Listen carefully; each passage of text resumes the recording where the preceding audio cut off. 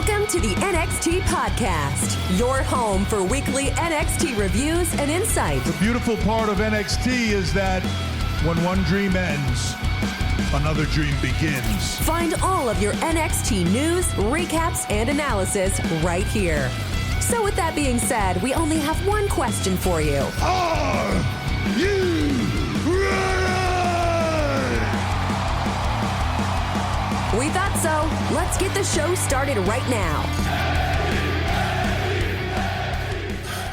Okay, folks, this is Memphis Mark coming to you from Mullet Manor. And we're going to get into this NXT review on the 20th day of December, the last NXT before Christmas, folks. And I hope everyone has a Merry Christmas or a Happy Holidays wherever you may be celebrating. Peace, love, and happiness. But let's go ahead and jump into the dirt because that's how it starts out.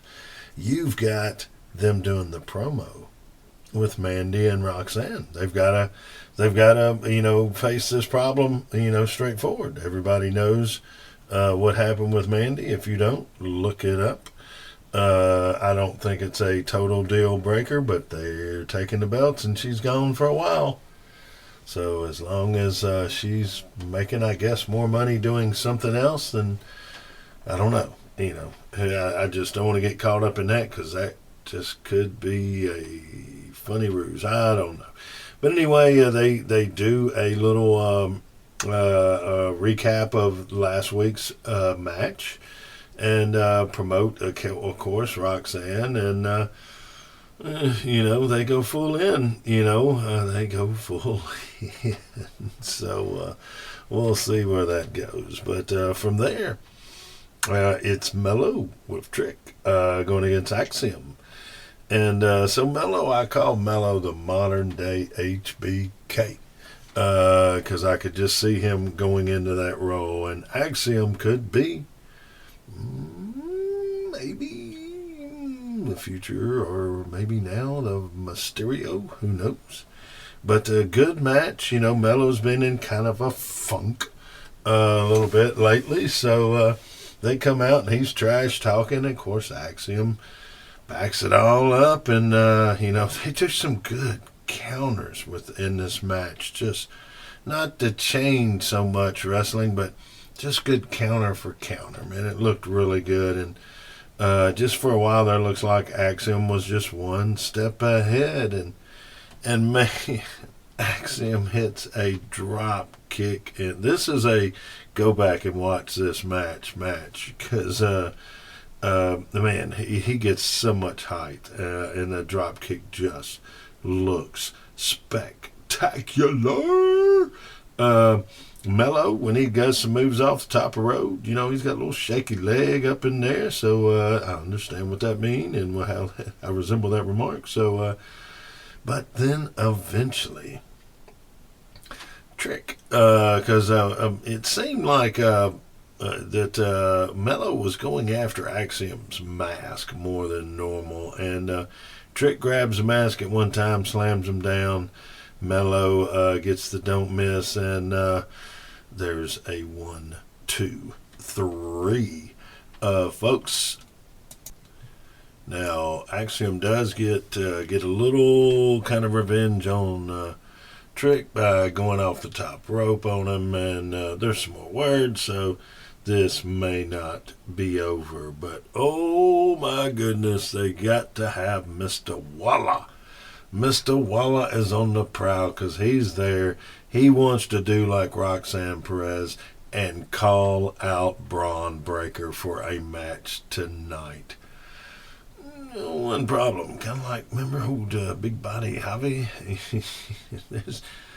Bron's not in the studio, so he's calling out someone who is not there. Yeah, it's a little easier to do it that way, and he calls, Bron a female dog there, so, but from there, man, we go to Nikita Lyons and Zoe Stark. So you have a futuristic Ninja Turtle kind of person in Miss Lyons, And Zoe Stark is just a jacked young lady that looks like she will beat you in volleyball, bench pressing, calisthenics, and most things athletic. So they are, of course, going to tear it up for a while. This is a good match, too, man. They go back and forth, a couple slips, a couple little things, but nothing big. Man, it just looks like a good match. At one time, Zoe gets like a backwards super kick, and it looks HBKS. It is fantastic looking.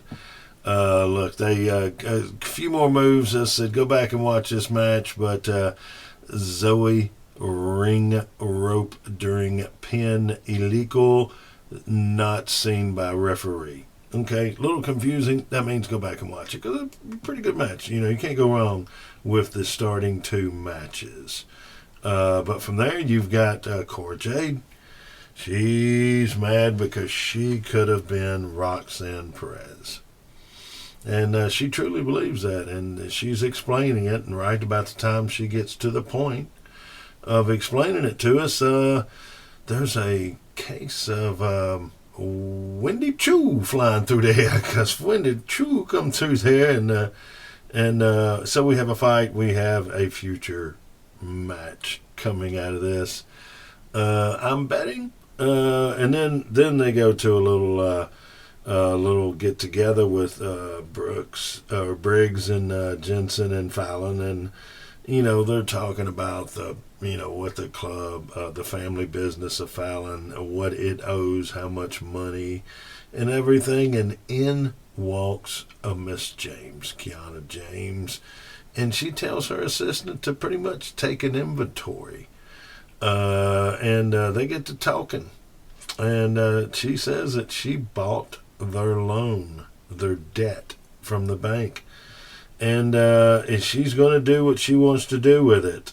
So we will see how this storyline thickens. But next, you've got the three-way ladies tag team championship.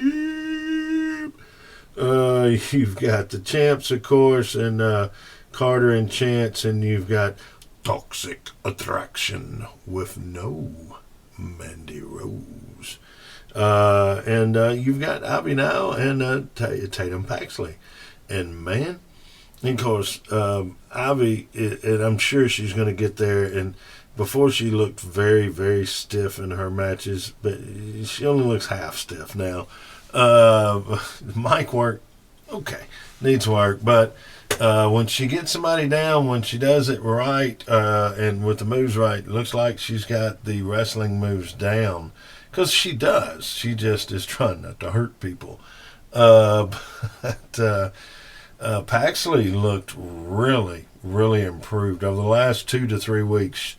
I think she's coming in to her own, maybe her own spot, or she's learning the craft, but it really, really shows.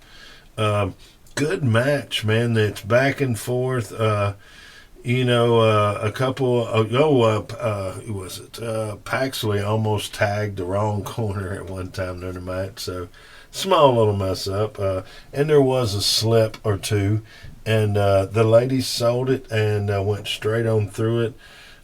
Towards the end there, the small Rock and Roll Express, the ladies champs, get a chance to where everybody's out of the ring.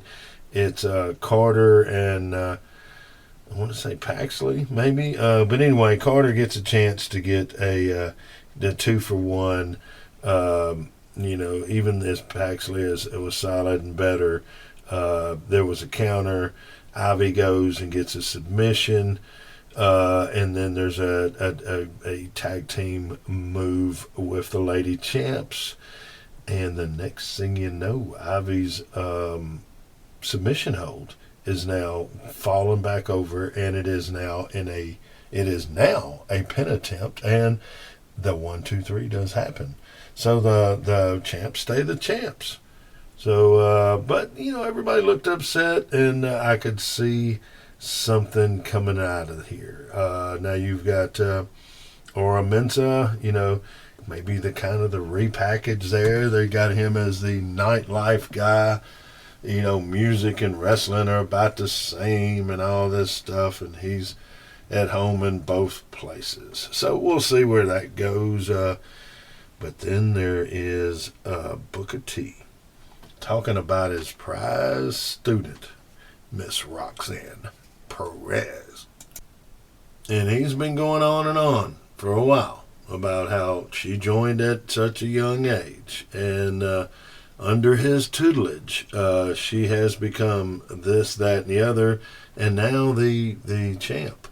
So it's almost like he's looking on with a tear in his eye, almost, when he talks about her. And so Booker T happy, and she asked him, for one piece of advice, and he pretty much tells her to live like he did. It's checks and championships. That's how you judge yourself. So then from there, you got Apollo Crews coming out saying that, look, he may have lost, but he's still in the hunt, and after this match here, he feels like he's ready for the next premium event. But here comes Mello. So Mello lets him know that it's hard for him to have a view of the championship right now because he's at the back of the line. So words, and you know what's going on with that. There is a future match from there. Okay, from there, we've got New Day. The New Day! And they've got Pretty Deadly running around trying to get them stuff for Christmas. They gave them a list, and they checked it twice. But apparently Pretty Deadly was neither naughty or nice. They didn't fulfill everything, so it's renegotiation times, I guess. But they're doing what they can to get a chance at a rematch at their belts. So from there, you've got Alba Fire getting ready to go down and face Solo, I believe, or she's getting ready to have a match, and turns a corner, and Dawn is there, and she blows something in her eyes. So off to the training room we go. And then from there, you have to have some kind of schism on here, and there's a schism thing with Odyssey and Inofi, and anyway, there's a future match. It shows how excited I am on the way they did that one. It was not my favorite setup for this next match they're going to have. Okay, next, they've got Indy Hartwell versus Elektra Lopez. And they were giving Indy a good push. And she was doing great with it. I mean, they might as well have almost put a black leather vest on her and let her holler hell yeah and just start kicking major butt. But they've had her lose to Roxanne. And then, now she loses to Elektra. And I know Miss Lopez is getting a push and everything, and they're trying to make a statement with her, but I mean, Indy is going to get you over. She's going to do what she needs to do, and she did a great job. And, but, I mean, Indy looks ready. I could see her coming into a storyline. But the match is going to be Indy's, you would think. But there's a hidden pair of brass knuckles in the turnbuckle pads. Oh, my goodness. But, yeah, so a move being put on Elektra. She gets over to the corner, pulls out brass knuckles, and it's oops upside your head. Said oops upside your head. And, she puts one right down the old slobber knocker, and that match is over. Every time somebody gets hit upside the slobber knocker, But you got Wesley coming out sporting a black eye, talking about Thorny D and Dijak and his shoulder with a belt on it and it ain't going nowhere. Yep. But, a little bit more. Wes is slowly getting better with the stick, but he ain't there yet, folks. So let's see. All right, let's see the notes here. Okay. So Alba Fire is another training visit with another visit from Grayson, walking around, still looking for Bron. But Sol Ruka, that's who her Miss Fire's opponent is for the night. So she's cleared. She's going out to the ring. She gets to the ring, and Aladdin, the witch, is there. And she proceeds to put a little thumping upside the knock. And, well, folks, that match is not going to happen. So, Aladdin, coming out, hits her with some good moves, and hits her with the bat on her hand, puts it in the steps, does a big move where she's got her hand trapped, and then she takes Miss Fire's bat and uses it against her. So, we'll see where this is going to go. We're going to see where this is going to go. But, okay, here we go. We got Chase U University, and maybe the real true Duke Hudson is starting to come through there, maybe. But they have a little Christmas present giveaway there, so they're all giving away presents, and of course Duke is going to come in and kind of renegotiate somebody's Christmas gift out of their hands so he can present it and look good. But in the process of this, we're really starting to see now where his anguish or his we're starting to see the true Duke Hudson, and here we go. We're starting to see the true plot. But they do their deal. They do the voodoo. They do so well. A lot of sweaters, Chase U sweaters. And I think Duke gives him a plaque or some crap like that. I'm not sure. But it's a group get together. We'll just say that. But I tell you what you do. If you ever bring fruitcake to Mr. Chase, you're gonna get cussed out. I'm just putting that out there. Watch the video for yourself. But let me see. We got okay. So Brooks and Jensen. They do a little promo before their match, and then it's the boys against a New Day. And, the guys are big. Brooks and Jensen are big guys. They're a lot bigger than New Day. But New Day has maybe their whole lifetime experience more than them. It's oh, wow. It's kind of like it is truly it's not the teacher teaching the student, but the professor that taught the teacher teaching the student. And so these guys are going to try to make it look good. And they do a good job, but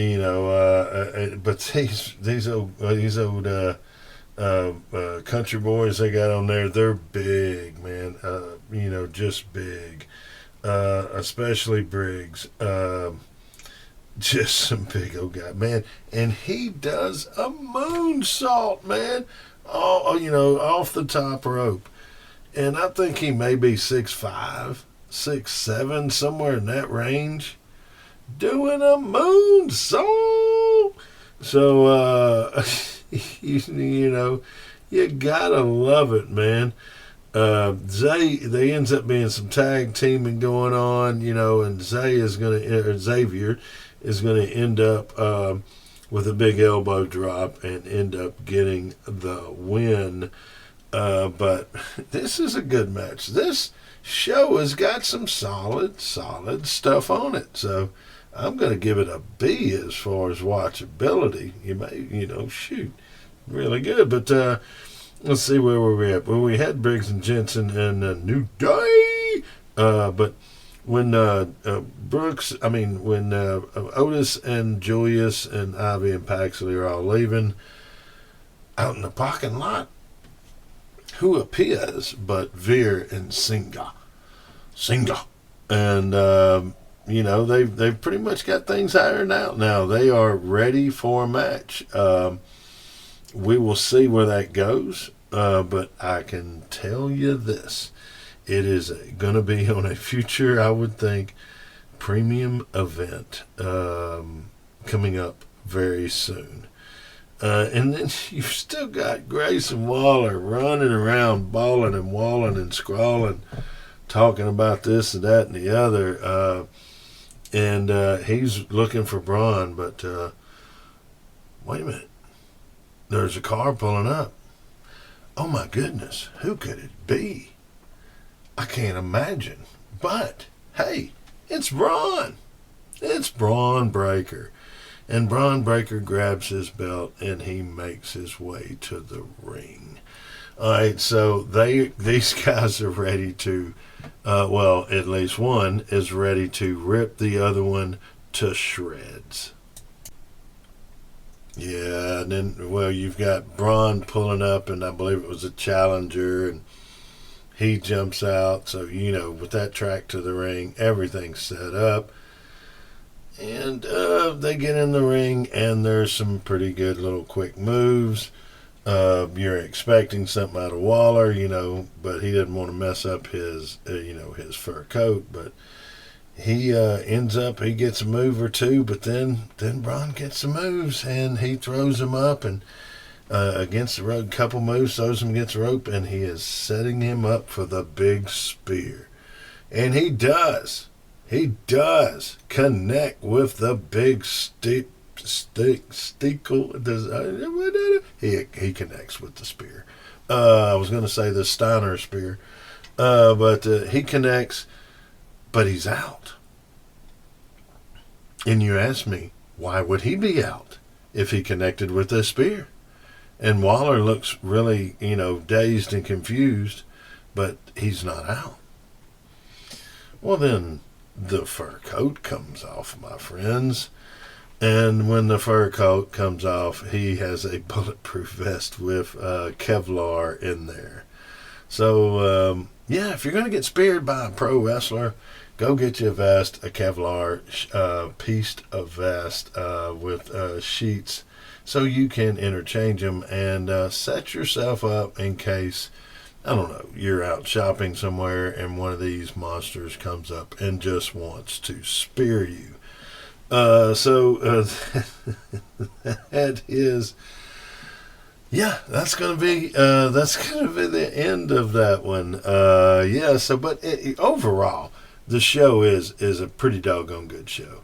A B- is what I'll give the whole show, but I mean, it is a good show. So do not let my comedy version of certain things tell you or give you the jest that you should not go back and check it out, because you should. And one thing I did not cover, I see in my notes, is that after the match with Brooks and Jensen, that New Day did go over and do the polite shaking of hands and hugging of children and kissing of babies. But they all got along afterwards. So anyway, that is going to be pretty much the end of the review. I would like to thank everyone that's been involved with everything of keeping the show up and going. All the guys back in the big studios in upper state New York, everything like that. I appreciate Matt and all of the staff for helping us get through this. And this was, I guess, going to be, since it's like, I'm acting like maybe it might. No, it is the last NXT review before Christmas. I would like to let a few of you people know that I am happy that you've tuned in and hope you have a good holiday, whether it be whatever you choose it to be. I hope your holidays, Hanukkah, Kwanzaa, and just whatever it may be, happy holiday. And then I'm also an old guy, so I'm a traditional guy, so Merry Christmas to everyone. And I will see you all. I'll talk to you guys before the new year, so we will have that all taken care of. But let's see. I think we've got everything done. Let me see. How many people out there are going to be playing Santa coming up? Because I don't have to do that anymore. And I, in a lot of ways I miss it, but in a lot of ways I can sleep in. So, it's my youngest is driving a vehicle now. So, legally, that is legally. I know somebody out there is going, "What you're doing at these 9?" No. But so these last Christmas and these Christmases on, these are more like an adult Christmas. So it's kind of nice. Do have the grandbaby over in Arkansas, so we'll see how everything goes, and I hope everyone gets to get with family or loved ones, whichever it may be, and you get to enjoy yourself for just a little while. And if you're having to work because you need the money and it's the holidays, God bless you, and keep rocking, and Merry Christmas and Happy Holidays to you also. So I guess we're going to, let me check here. And yes, we are done, folks. So everyone knows how I end this every week. And I want to say it with a little more sincerity tonight. If you can, rescue. Especially, there's getting ready to be a big cold front come through the whole country. So check out the shelters right now. They're giving some great deals. And spay and neuter. All right, you can't always do everything, but I've even, my wife will catch stray cats and get them fixed, and then let them go back. But they're not reproducing, so that's just my little Christmas, either gift or gift that I'm able to tell you about that. So anyway, guys, it's Memphis Mark. It's Mullet Manor. It's a rescue if you can, and it's, and it's spay and neuter. So, and you know what else? It's it's Memphis Mark, and I'm out, man. I might as well. Oh, what the hell am I doing? Anyway, Merry Christmas, guys. Merry Christmas.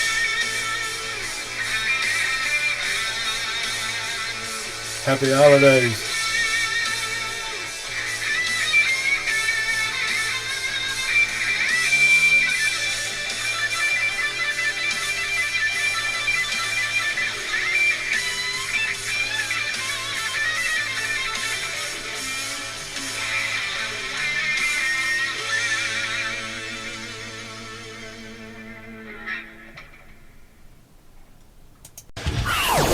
Thanks for listening to the WWE Podcast. Don't forget to subscribe on your favorite podcast app so you don't miss a show, or head to WWEpodcast.com. And for all of these shows ad-free, head over to patreon.com/WWE Podcast. Until then, we'll see you next time.